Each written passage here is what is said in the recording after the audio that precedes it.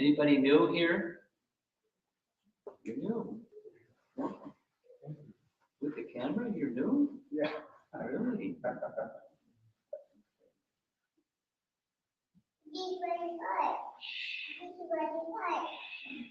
She also did. Yours?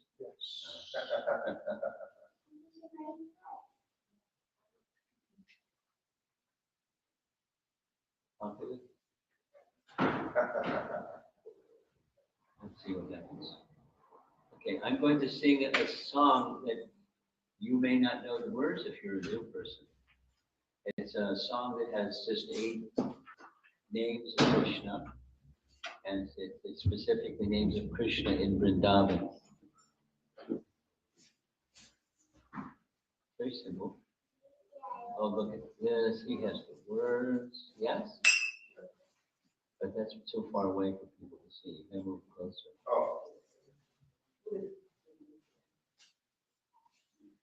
Point to it again.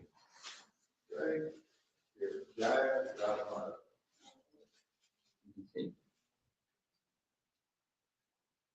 She can't read yet, but she can babble. Jaya Radha Madhava Kunjabi Hari Jaya Radha Madhava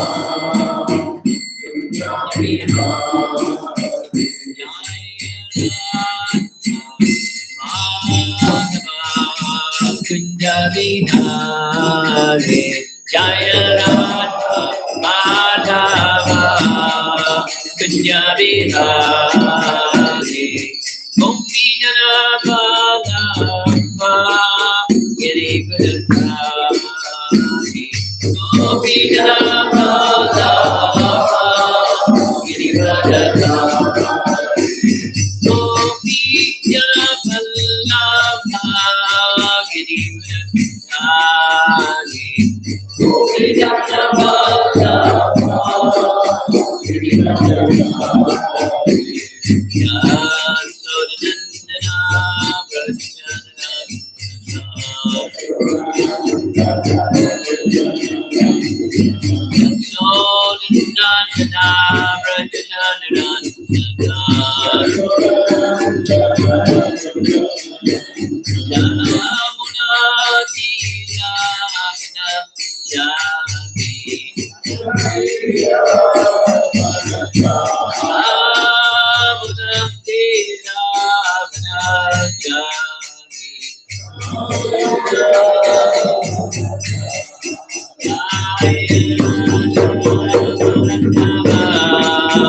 Kunjabi Hari Radha Madhava Kunjabi Hari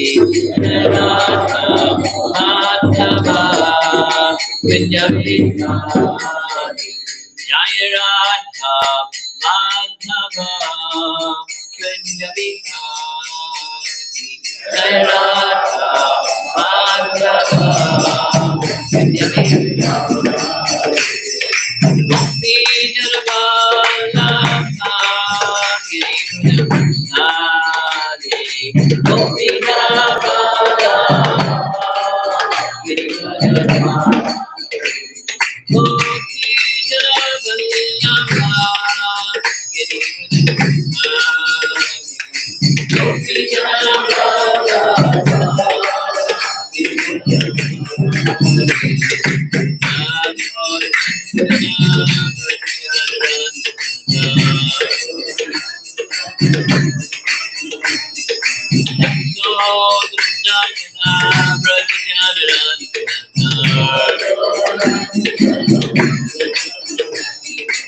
Giri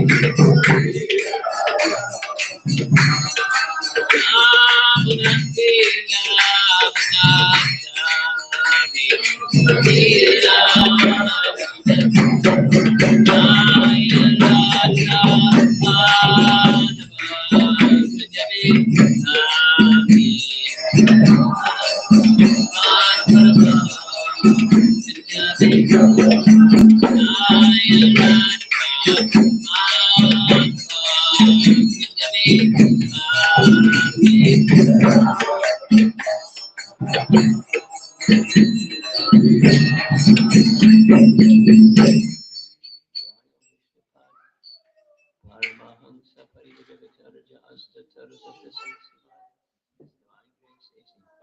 Vedanta Swami Srila Prabhupada ki, Ananta Koti Vaishnava ki, Gaur Premanandi. Krishna. No babbling.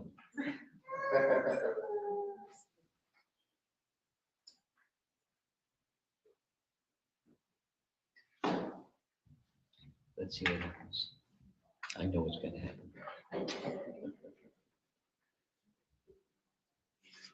Well, this is a very interesting mix of devotees. Some devotees that have been with Iskcon of Minneapolis since it began, and some persons are here for the first time, and all kinds of participation in between. So that the topic that I was asked to speak about, well, it's a nice place to begin.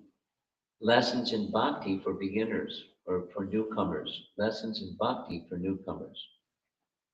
That's our topic. That's what I was asked. So you can relate. At least tune in to. You familiar with this book? Yeah? Okay.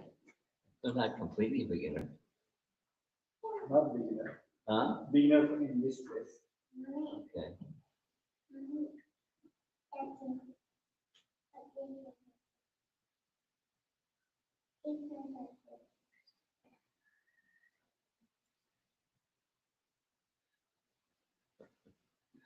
Let's see what happens.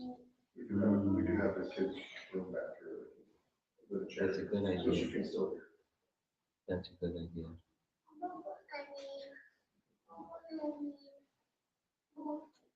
We'll see you later in a few years, huh?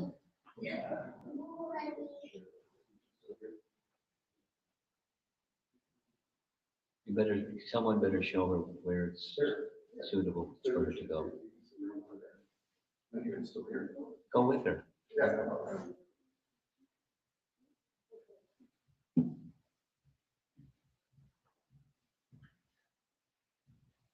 We're waiting till the little one in your arms to start screaming. Let's see what happens. So far, so good. So far, so good. Okay. Well, Bhagavad Gita is spoken by Krishna to Arjuna on a battlefield. And perhaps the most important part of the teachings that we know of that Krishna gave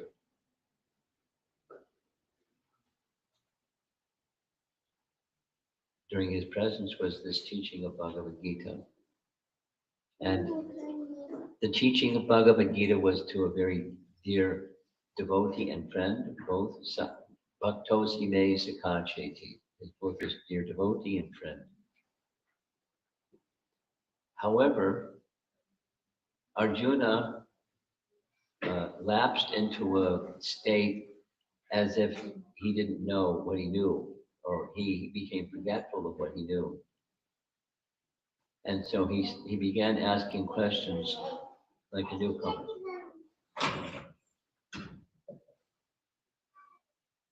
And the scene, the cover picture of Bhagavad Gita, there's a situation where Krishna, the Supreme Personality of Godhead, indicated the two warring parties are cousin brothers, and I'm a cousin to both sides. So I'm not going to take part in the battle. I have armies that came with me from Dwarka. So one of the sides, you can take my armies, and the other side, you can take me, knowing I'm not going to fight. So there's the good guys and the bad guys.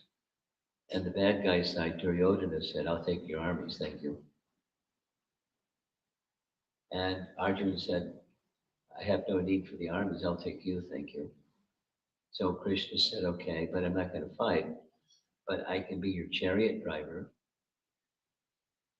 So Arjuna accepted that relationship, friendship relationship.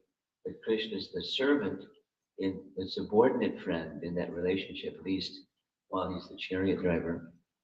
And in between the two armies, there goes the chariot, and he's looking at both sides and says, yikes, I can't do this. For this reason, that reason, the other reason, very good ethical reasons. And he drops his bow because he's a warrior. That I'm not going to fight because the reasons I gave. And some more discussion between the two. It says the dialogue between the two. The other army soldiers are waiting to see what's going to happen. And they don't necessarily hear because it's just a two-way discussion. But we get the eavesdrop on what they say to one another. And in the course of the first 6 chapters, the first chapter is the dilemma. And then Krishna starts because Arjuna asks him, please advise me what's best.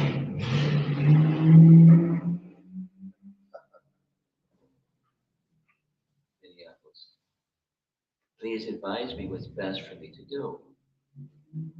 What's my duty? And then begin the lessons. So the topic is practical lessons in bhakti for newcomers. So Arjuna is playing the role of a newcomer, although he's not really a newcomer. He knows the ropes, but he's acting as if he doesn't know, or he's influenced by a covering potency of Krishna so that he can ask these questions. And step by step by step, Krishna takes Arjuna through the steps of what's called yoga ladder.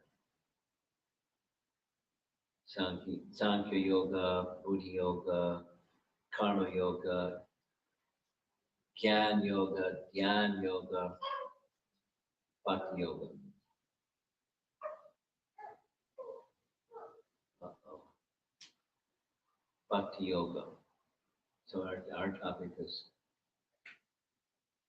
important lessons in bhakti for newcomers.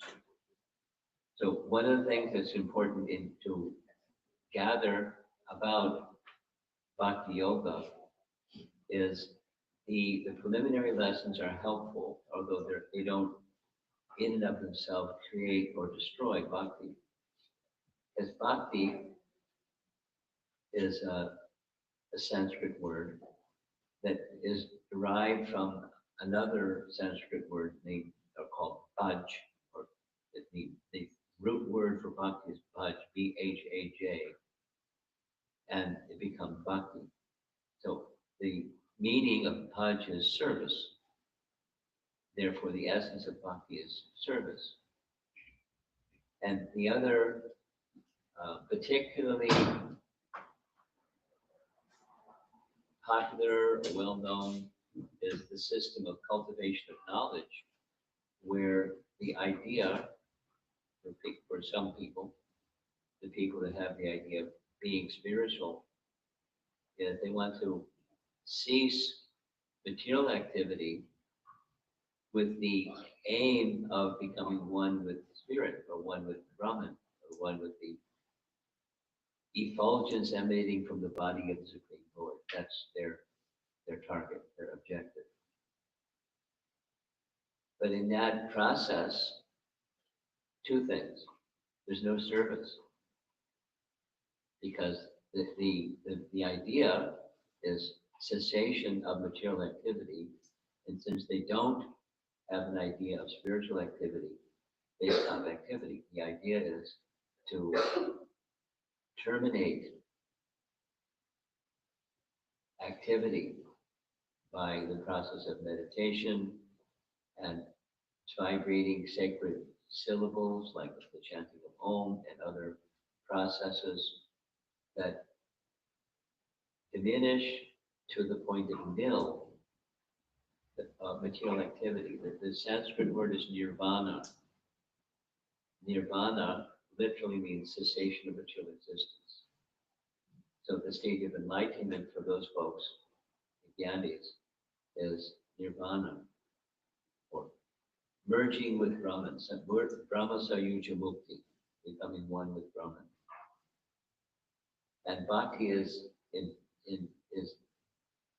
one might say diametrically opposite, because it's not cessation of activity, it's cessation of material activity. That means making a distinction between spiritual activity and material activity.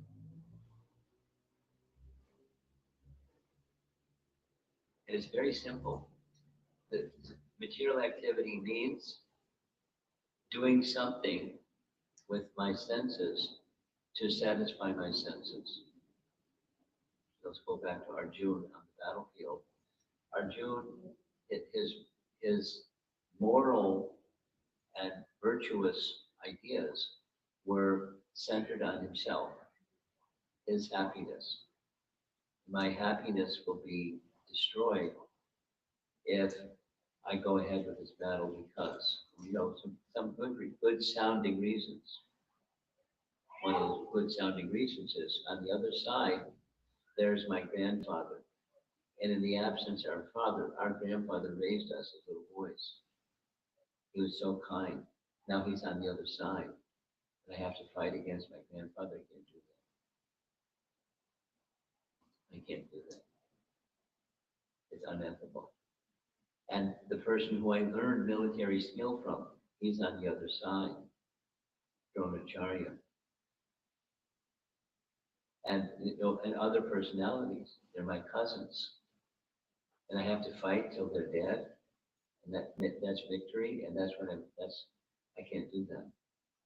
So on the platform of the platform of himself at the center, I can't do it. So the ethical reasons for how there's, on the other side, there's so many men, and many of those so many men are married with children, and if they die, then their wives will be without protection. And women without protection, they could be exploited and polluted. And then unwanted children, unwanted population is created.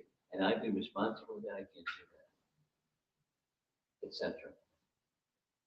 Very clear, ethical sounding arguments. But there's what the center is himself, or extended self. Self-interest is happiness, the extended happiness of self. And bhakti just makes it, recognizes that Krishna is the center. And so the activity may remain the same, but Krishna is at the center. So this is practical advice, meaningful advice for newcomers on the path of bhakti, is see how whatever it is that you naturally do, you do that for the satisfaction of Krishna.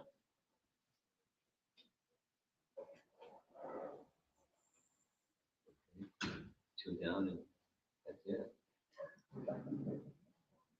Good try. That's like, look, is the kitchen back here? We don't have a kitchen. No kitchen? It's No, One big room. Well, We don't have an extra. huh? Someday there'll be a kitchen here. Maybe, Nice. maybe. or somewhere else, Or somewhere else where you have, maybe down the street. or some maybe in the suburbs or maybe somewhere. Okay, so when you're cooking, you can cook for yourself or your family or your friends or your little circle or community or something. And then there's cooking for Krishna. Cooking is the same, or can be the same. Same items, same pot, same. Knife to cut the vegetables and everything. But one is doing for Krishna, the other is not doing for Krishna. bhakti means activity that's meant for the satisfaction of Krishna. And once that principle is gradually becomes part of one's life, then that's living a life of devotion to Krishna. So go to school, go to work, go to the kitchen, go here, go there,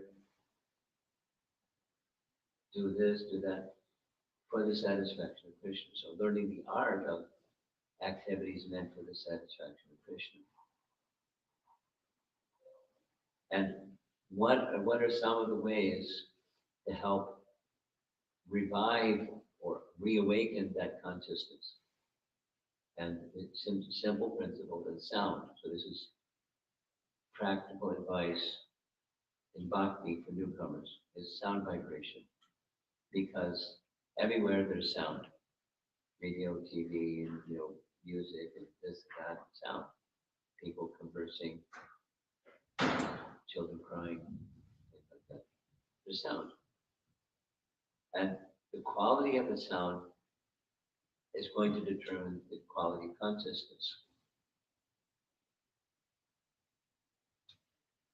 So rather than saying the material sound within the modes of nature, they produce consciousnesses influenced by that mode of nature. On our way over here, there was I don't know what you call it, like a pack of motorcycles. That's the right word? Okay. A gang of motorcycles. Wow, those things were loud. And zoom, zoom, zoom, zoom, zoom. And those people must be deaf, in a short period of time, because your eardrums, they're so loud. That's just sound. What to speak of the danger? There's anyway, that's one way of life.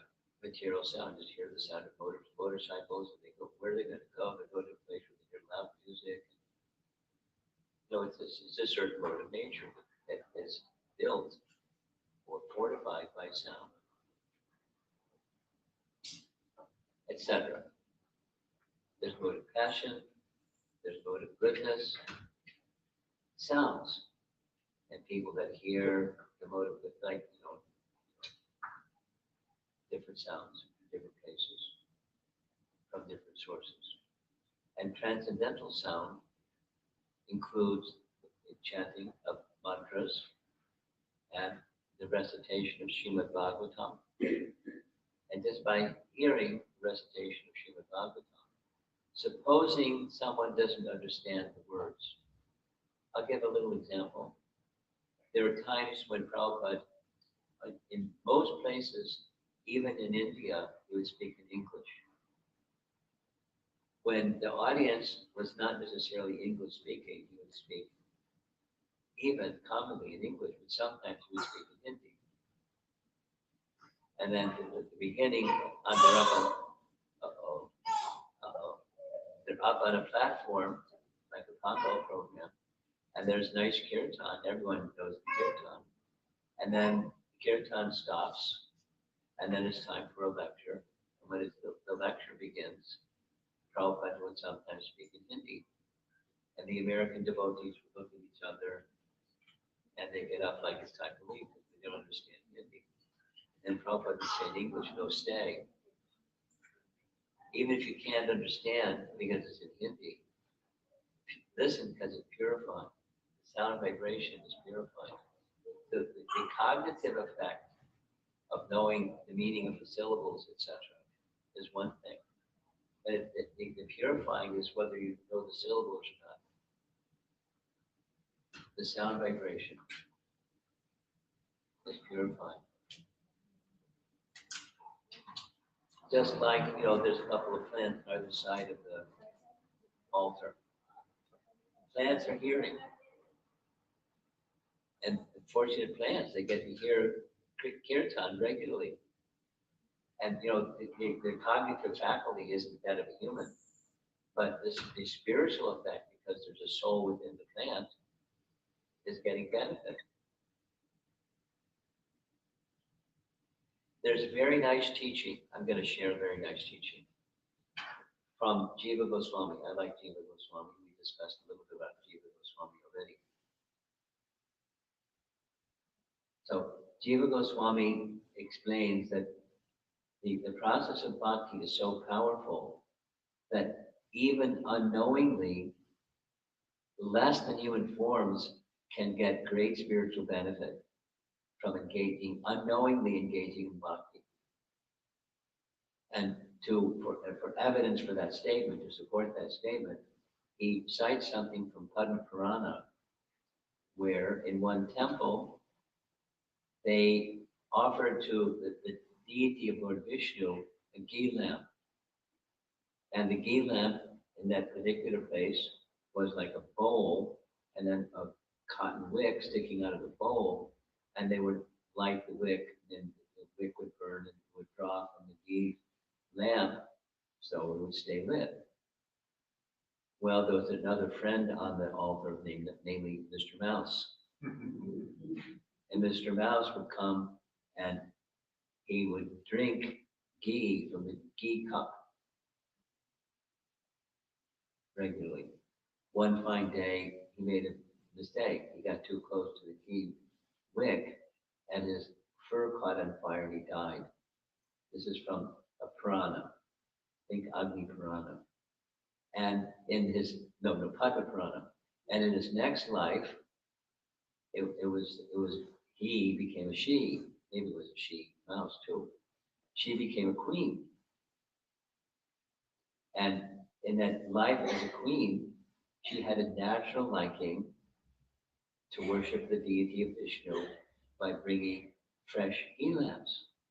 And that was a very dedicated service she did as her life as a queen. And when she died, according to Padma Purana, she went to Vaikuntha for that simple service. So circling back, Jiva Goswami explains, even unknowingly, in a subhuman form, one engages in bhakti, there's great spiritual potency. What to speak of knowingly, what to speak of without offense, knowingly, engaging in bhakti. But there's the point is, there's great potency in bhakti. So supposing one doesn't have knowledge of that or doesn't have faith in that, that's not too surprising. Not so many people have faith in bhakti. Some people do. And those that don't, if they unknowingly engage in bhakti, it's very beneficial. Just recently, I came across this example. I mentioned it already during this visit, of Srila Prabhupada's story. Many of us know, maybe all of us know, in the course of Prabhupada's coming to America for the first time, he didn't have any money, but he got passage on a cargo ship. So the cargo ship had a cabin on the cargo ship for passengers, but it was a cargo ship. And a very rough ride and so forth. And in the course of that journey, in his ripe old age, he had 2 heart attacks on the ship. And something happened, he survived. There's details, but he survived. And he was in America for around 1 year, kind of trying to get things started with no contacts and no finance and nothing, just a mission given to him by his spiritual master. And copies of first canto Bhagavatam that he brought with him as cargo on the ship. Then he had a 3rd heart attack. So he was in convalescence. And the doctor who was taking care of him said, your heart is weak. If you have another heart attack, you may die. So my recommendation is every day, minimum for 1 hour, you must exercise. Just a walk. Brisk walk is very nice, but just walk for 1 hour every day. And then you're likely to live much longer if you do that. So he did every day walk. And one one of the activities, walking, was he would like to go to parks, the outdoors and fresh air and nature and things. And he would have conversations along the beach in Los Angeles and other things. He liked morning walks. Doesn't matter the weather. In the rain in London, just anywhere he would walk. But there were sometimes there wasn't park to go to or beach to go to. So he walked down a public street for 1 hour. And when he would pass people, they would take notice of him because there's a monk or a sadhu walking amongst them. They're all business people early in the morning. And when they would see him, they would, eye contact. And Prabhupada would say, hello, good morning. And they were happy to, receive the greeting. Hello, good morning. So he did that so many times, the devotee said, Prabhupada, why aren't you saying Hare Krishna to these people? Because they benefit, right? And his answer was, if I say Hare Krishna to them, they'll think I'm a sectarian fanatic. So I say something to engage them, and when they say back, good morning, their devotional service has begun. Something so simple, their devotional service has begun. And there are many examples of how that beginning turned into something more than a beginning. Just by the touch of devotion, even if it's indirect or not explicit, it's implicit in the sense of engaging in a friendly way with a pure devotee. So, back to the topic. Bhakti lessons for a newcomer. Find ways. The best of all ways is through sound vibration, through reciting Srimad Bhagavad Gita or Srimad Bhagavatam, or hear it being recited, or just reading it to yourself. And from time to time, pausing to reflect on what's the message that Krishna wants us to receive. He wanted to convey a message to Arjuna, but it's meant for us. What's the message we're meant to receive? And Arjuna's question, they're relevant questions that he asks.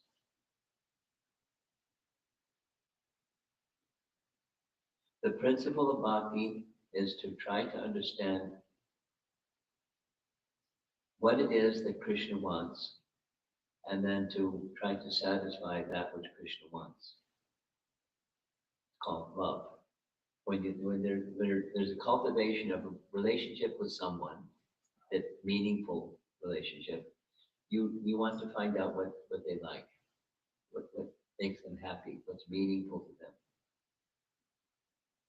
And it may be to your liking, it may not be to your liking, but if it's meaningful to them, then try to do that which is meaningful to them. Even it may mean, allowing oneself to feel a little uncomfortable because it's meaningful to them. I want to do it because it's meaningful to them. And that discomfort turns into a happiness. Or do it flip the other way. If I just want to do what I want to do, that doesn't bring me happiness or the other person happiness. Because the starting point is, I'm a covered soul, and I don't know who I am, I don't know what's what, I don't know what real happiness is, but I'm thinking it means sense gratification of some kind or another. And then, so I do it, because it's appealing. So whether appealing or not appealing, on the platform of my senses are being pleased, if the other person, love means you make a sacrifice of oneself to the interest of the beloved. It doesn't start like that, but it's even like saying good morning, or a smile, and then exchanging a smile with a pure devotee. It goes on in the material world. One of the things I do, probably more than I should be doing, I travel a lot. And one of the things they have people do is they have, when you get on the airplane, hello, a big smile, and, they enjoy being the airline hostess or airline stewardess or a flight attendant, they call themselves. So, that's one of the things that they do, is they greet you and they're et cetera, et cetera, et cetera.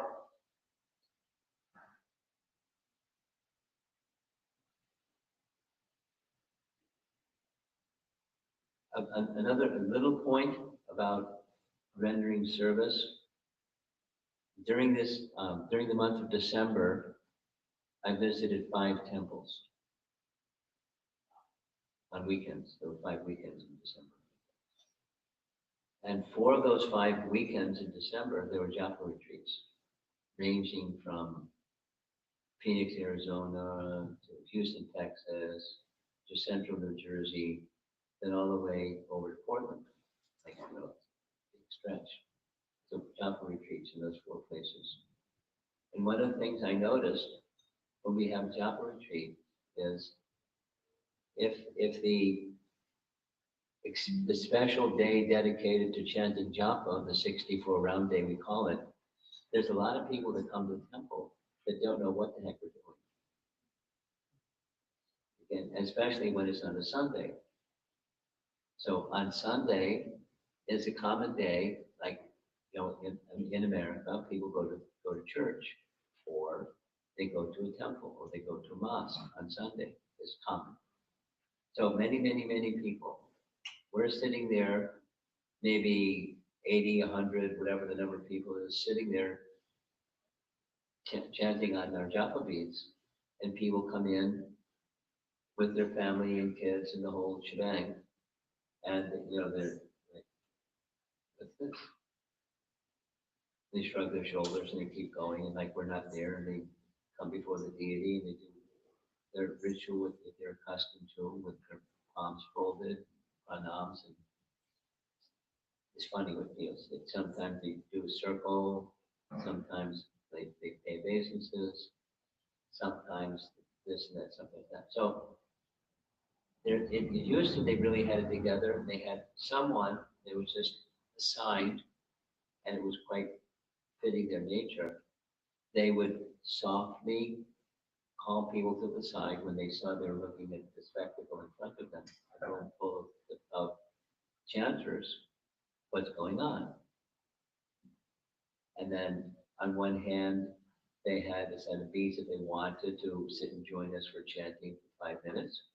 On the other hand, they had a little book to explain chanting.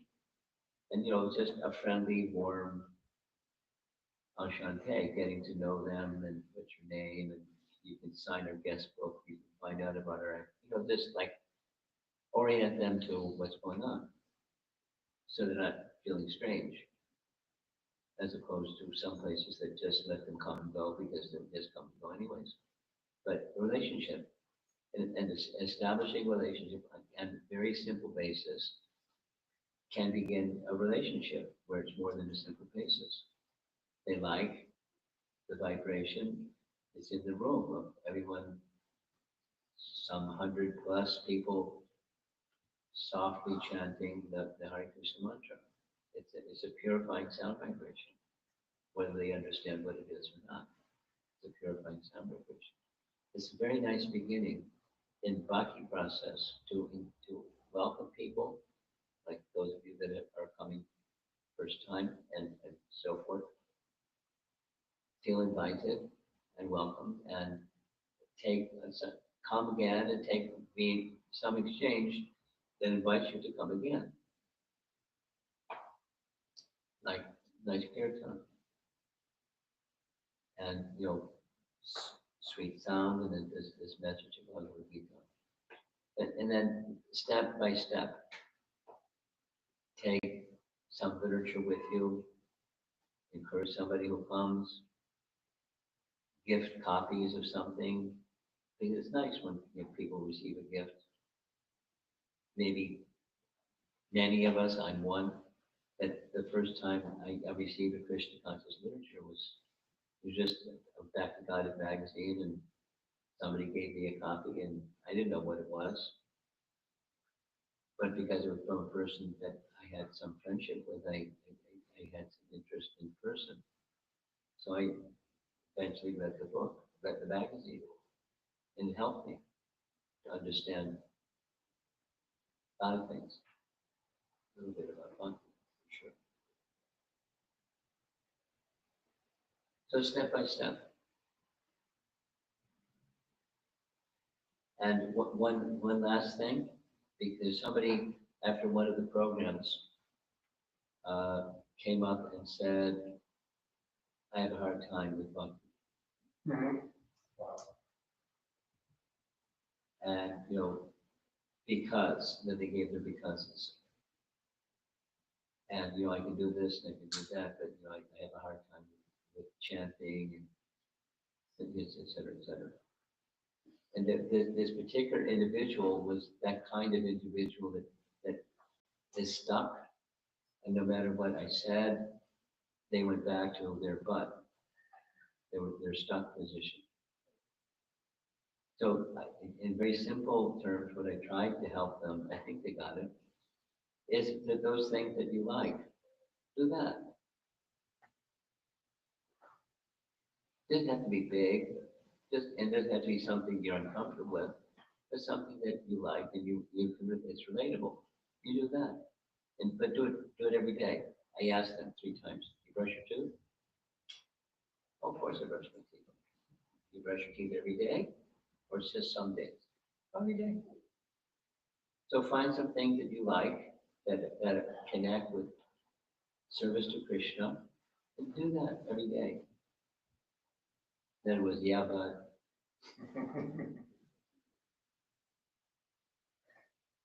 she seemed to like being stuck.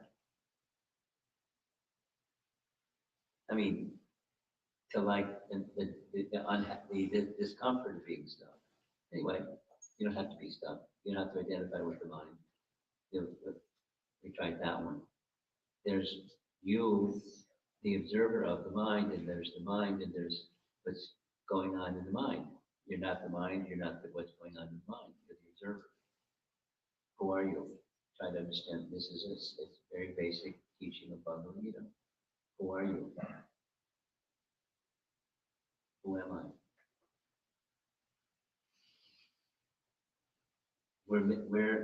Our identity is quite natural. We're servants. Everyone is serving, and the ultimate is serve the supreme, the source of everything.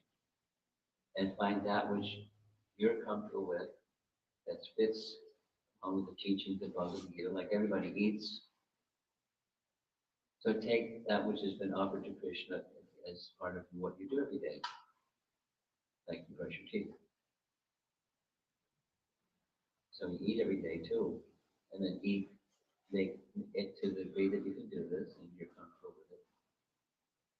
Choose your food, make your food choices suitable for that which can be offered to Krishna and offer that to Krishna. Same thing, same eating, but it's for Krishna, etc. Walk for Krishna, study for Krishna, work for Krishna, etc.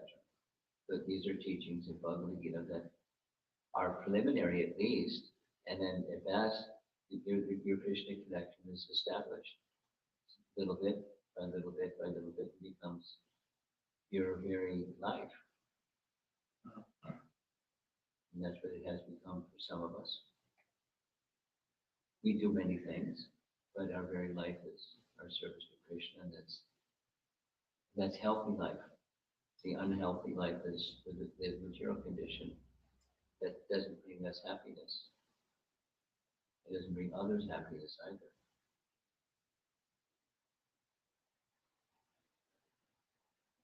There's so many things to say on this topic, but that's maybe a little beginning.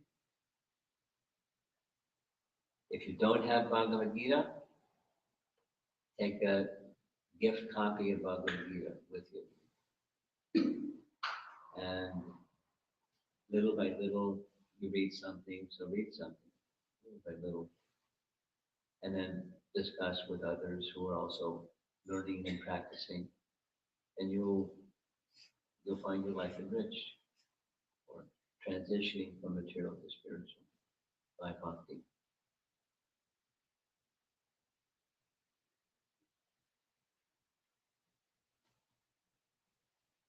Any comments?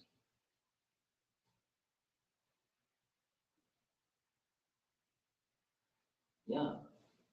Maharaj, were you with Romapada in the morning walk? Oh. Because I haven't heard that memory. I hadn't heard that, and I was on a number of morning walks. I know. But what specific are you asking? Did I hear? That he just said good morning. No, this is in London. I was with him in London. Is there something memorable? Yeah, you want the reference so you can read it? The Prabhupada said it? Is that what you're asking? I don't need a reference. Okay, I think she's asking for you to share a memory of yours with your Prabhupada. okay. You want to hear some memories? Okay.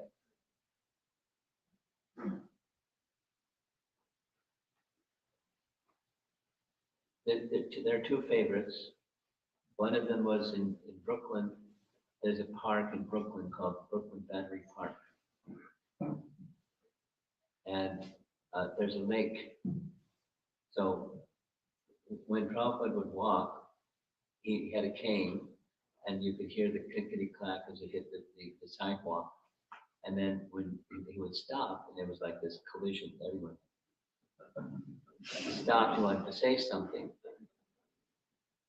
And so in this particular time, he saw a lake.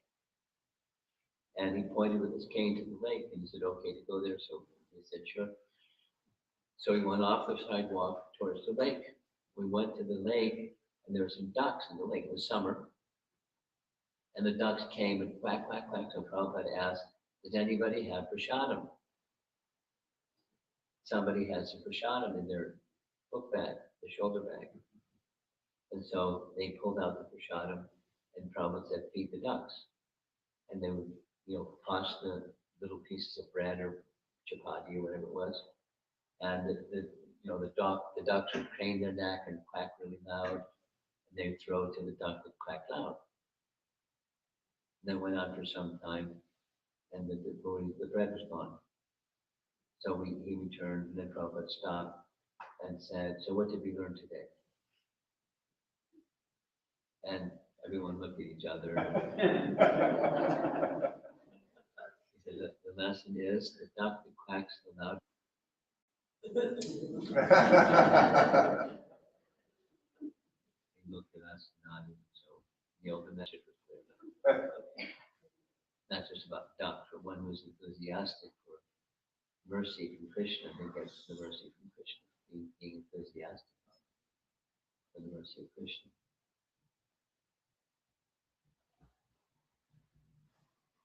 A number of morning walks that I was with Prabhupada was in Vrindavan, and many of you have been to Vrindavan, so it was the occasion. There were some in Mayapur as well, but in Vrindavan, particularly memorable, because the Prabhupada's quarters was in the back behind the temple, and it was very regulated when he would leave and when he would come back.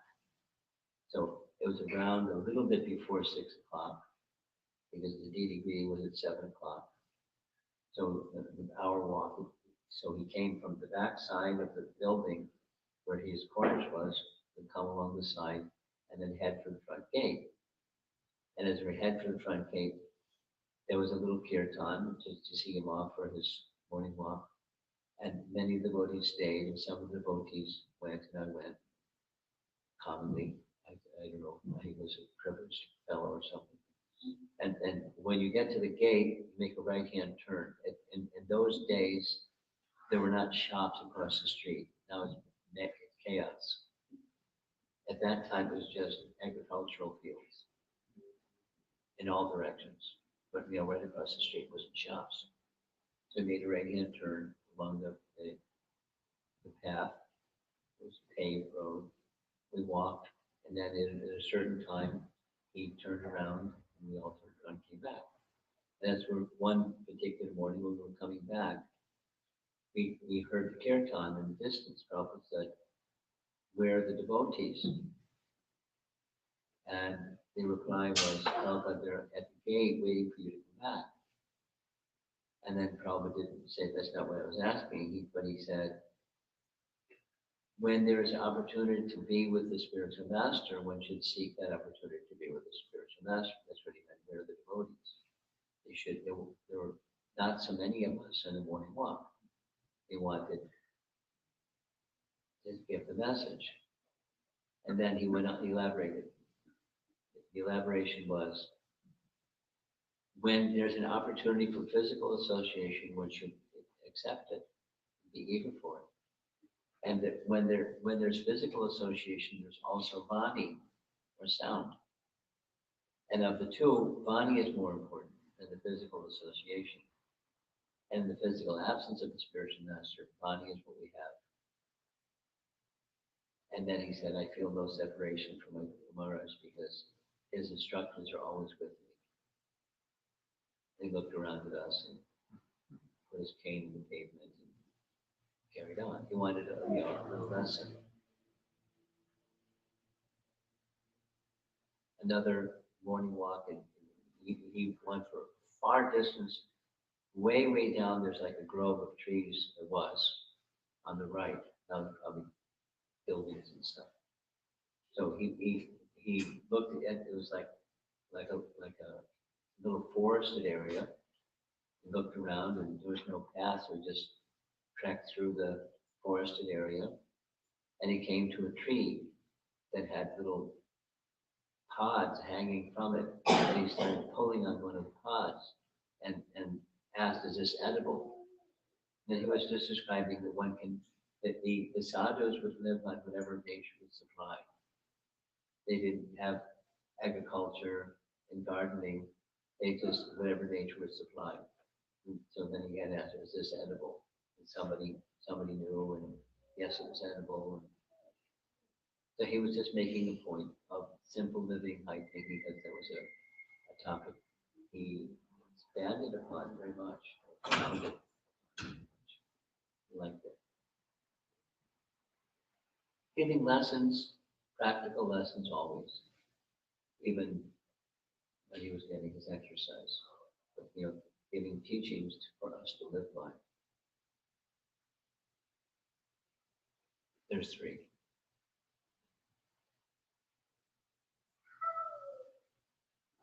Okay. Anything else? Yeah. Thank you very much for the wonderful class. Simple. So I would like to understand more points on how to work. On how to? Work for Krishna. How to work for Krishna. A few more points, because one point I understand is whatever the amount we get from that work, we donate for skillful. That's one thing I understand. And I would like to know more about that. Well, there's karma yoga and there's bhakti yoga. The donating for the temple can be a karma yoga principle or a bhakti yoga principle, depending upon the consciousness behind it.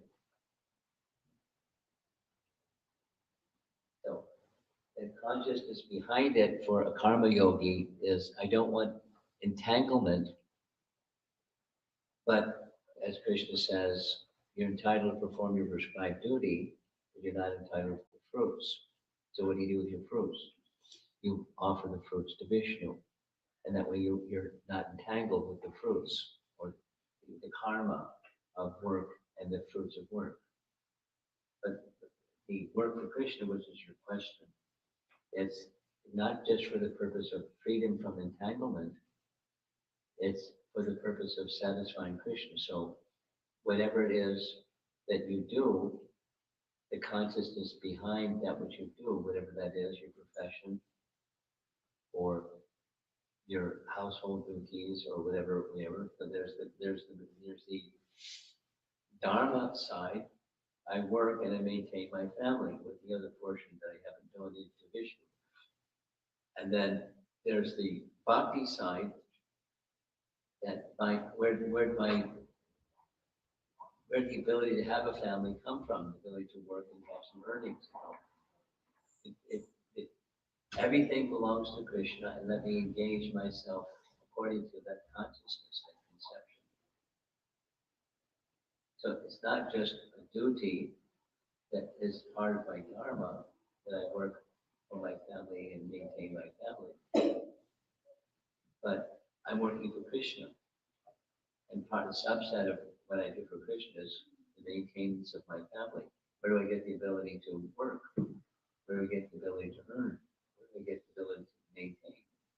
Where do I get, if anything?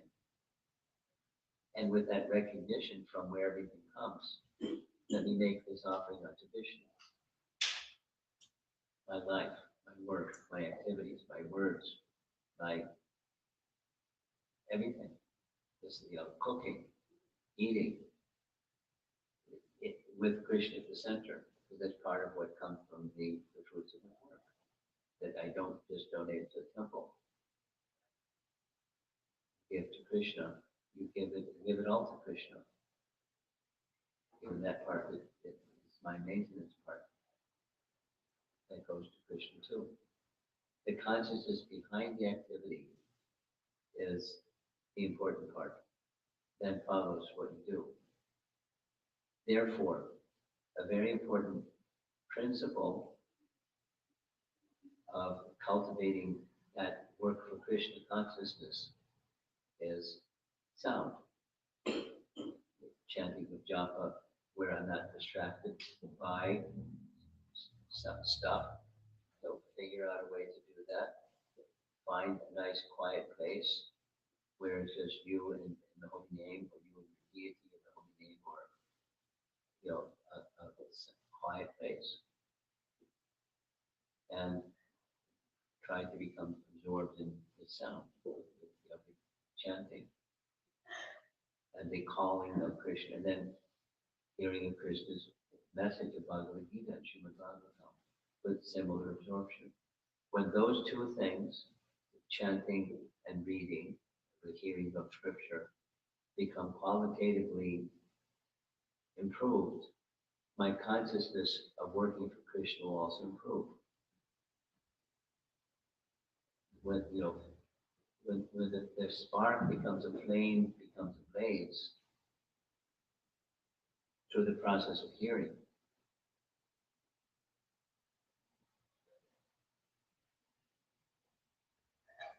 That's how to perform your activities for Krishna.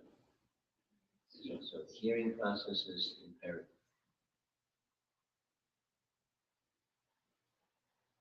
In the bhakti process, working for Krishna. Okay, people in. Oh, you have something. Hi, Krishna.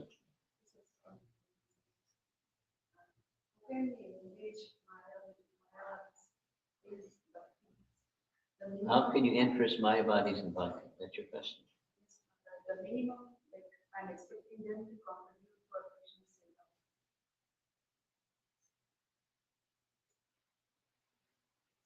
It depends on you, it depends on them, it depends on the circumstance. Kind of universal is prashadam. Everyone likes prashadam. And then your demeanor, your culture, your manners, that can also help make somebody's heart softer by good quality, good character, refined speech, remaining respectful, even when you know you at least have some idea that they have a different idea rattling around in there. It's different than bhakti, but be respectful because there's a soul, part of Krishna, etc., etc. And that those devotional qualities, if it's done, that's done not as a ploy, but as a offering to Krishna, it's attractive. So the idea, the principle is attract them to Krishna. That's how they can move from their position of being a Mayavadi to Krishna, by attracting them. And then find out which is attractive to them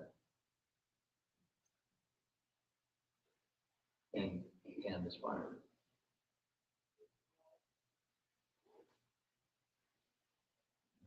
Very simple and reasonable understanding can also help depending upon you and them in the situation.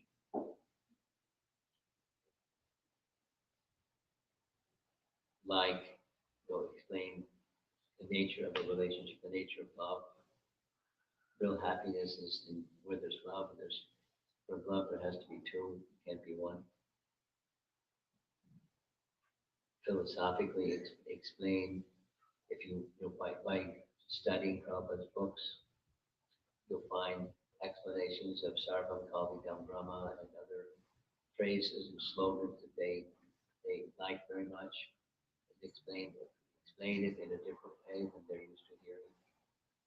And they're astonished to hear sometimes. If you go in that direction, however, many of them consider themselves to be very skilled in speculation, and so it's hard for that to go in philosophy. Then they'll become argumentative. So softer approach is often the best.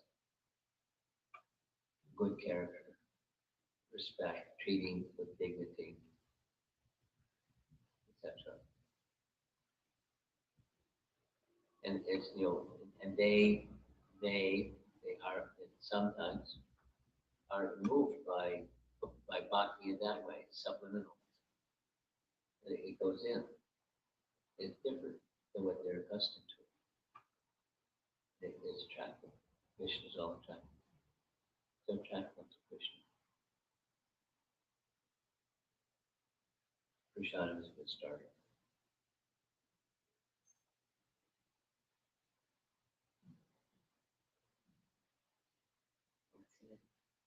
Yes. This is I have a question. First, those of us who can't go to India and experience the blessings of going to like Vrindavan and Radhakrishna, how can we bring those blessings of Vrindavan into our heart? By the next question. One is to go there. If you can't go there for some reason, there are devotees in China that can't get a visa to go to China, to India, so they can't go there. But maybe the door is going to open. Let's see.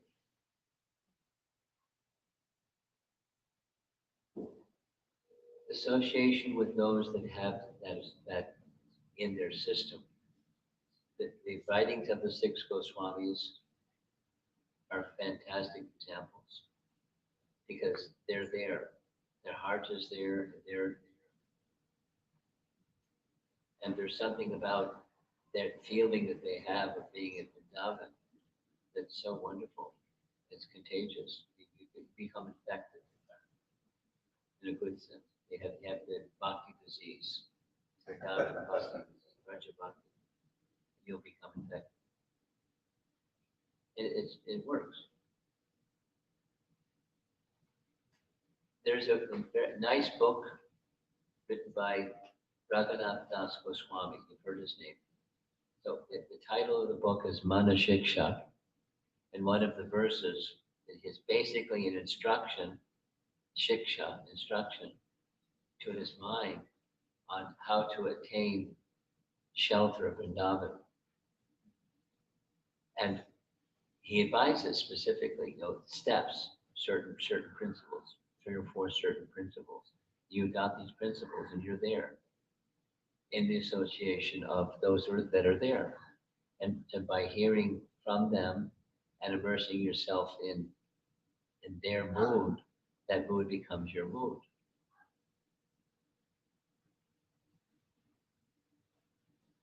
Mana Shiksha, verse number 3. Look it up later. You'll find it. I'm sure. Mana Shiksha. And his gift, Raghunath Das Goswami is not a scholar. His writing is very down to earth and from the heart kind of devotion. So you'll like it.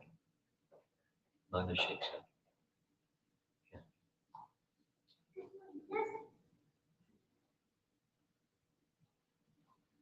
Okay. Prabhupada ki jai.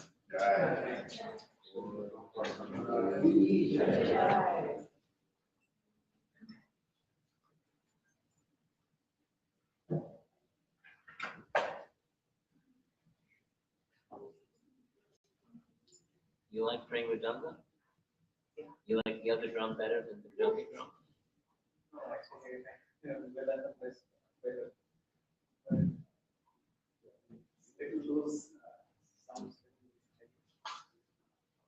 I think that drum, the first drum that you were playing, that was heavy.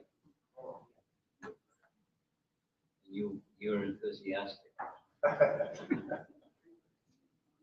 was a little strong. The little one.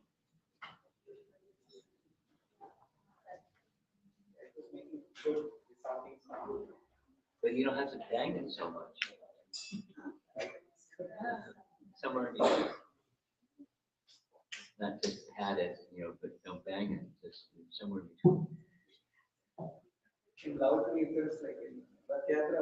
That's different. But in a room like this, subdue it. Okay. Where's the Manashiksha box? Look at this.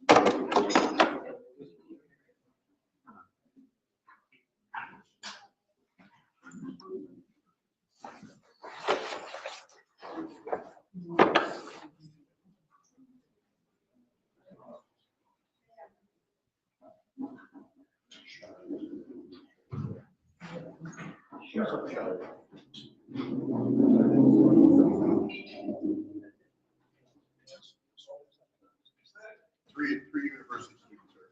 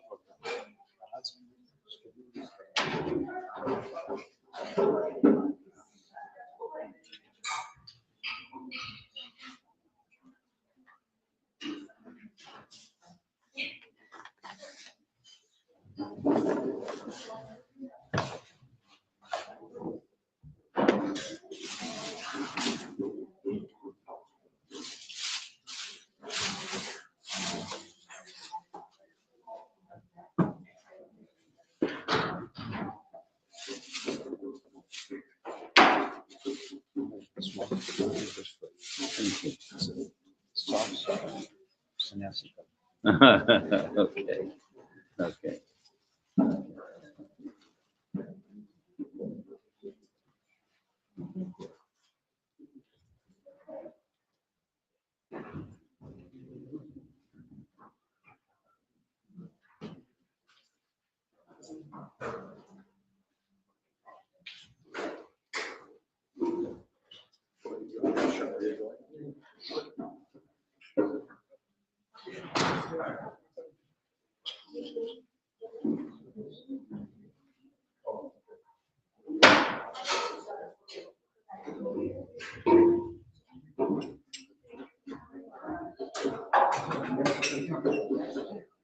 Sorry, start.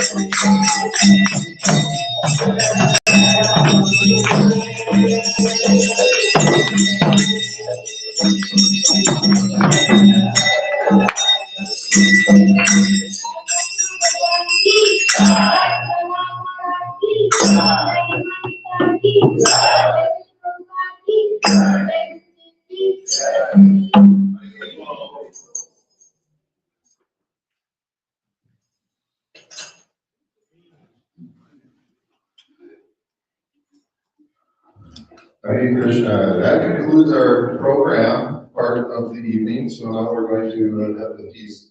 So we'll have final darshan for about 5 minutes. Go up and say hi to Nima anytime.